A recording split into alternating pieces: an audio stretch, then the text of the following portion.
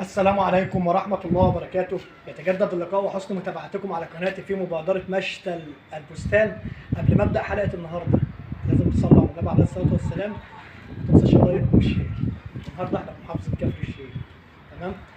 معانا سطح برضه كان عنده براميل وزودنا له 3 براميل زي ما اتصل العميل عليا وقال لي زود لي 3 براميل، زودت له 3 براميل وعنده البراميل. وزرعنا له شوية فواكه استوائية، وبعد الفواكه طرحة. يا جماعه كل فاكهه او كل حاجه لها الموسم بتاعها بتطرح فيه، تمام؟ تعالوا النهارده شجره الرمان السكر اهي، تمام؟ زي ما انتم شايفينها كده اهي، تمام؟ معانا شجره تفاح، معانا شجره التفاح اهي، تمام؟ معانا شجره الكوكا، معانا شجره المانجا، واهم حاجه ان هي لازم تكون متطعمه، لازم تكون المانجا مطعومه زي ما انتم شايفينها كده بالظبط اهي، تمام؟ معانا شجره الكوكا، دي شجرة الفوق السكرة يا جماعة اهي، حاجة بسم الله ما شاء الله، تمام؟ معانا شجرة تقفيل الأسنان، ده شجرة تقفيل الأسنان زي ما حضراتكم شايفينها بالظبط اهي، تمام؟ ده اليوسفي طارح، قرب عليها عشان الناس تشوفه.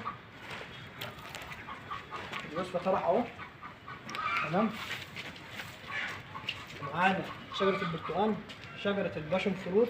طبعا الراجل الجدع ده هو اللي يعني اشتغل معايا وظبطنا البراميل النهارده، الراجل المحترم ده، تمام عم السيد؟ ومعانا شجره الجوافه. ايه رايك في الشغل يا عم السيد؟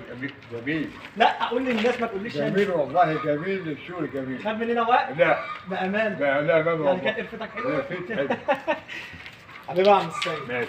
ومعانا شجره اليوسف يا جماعه اهي، شجره الكاكا طرحه يا جماعه، دي الزهره بتاعه الكاكا، دي طرحه اهي بتاع لو اسف جدا الكمثرى. دي شجره الكمثرى يا جماعه اهي، دي شجره الكمثرى زي ما انت شايف اهي. ودي شجره الباشون فروت او ام الفواكه. طبعا انا قايل لصاحب المكان هيجيب برميل، طبعا عشان البراميل هيجيب برميل وينقلها فيما بعد هيخرمه، تمام؟ ويشدها تبقى 100%. انا بحب اوضح الامور، تمام؟ طبعا احب اشكر حضراتكم واشكر الساده اللي بيتابعونا على قناتي في مبادره مشتل البستان. تحياتي والسلام عليكم ورحمه الله وبركاته. ماشي.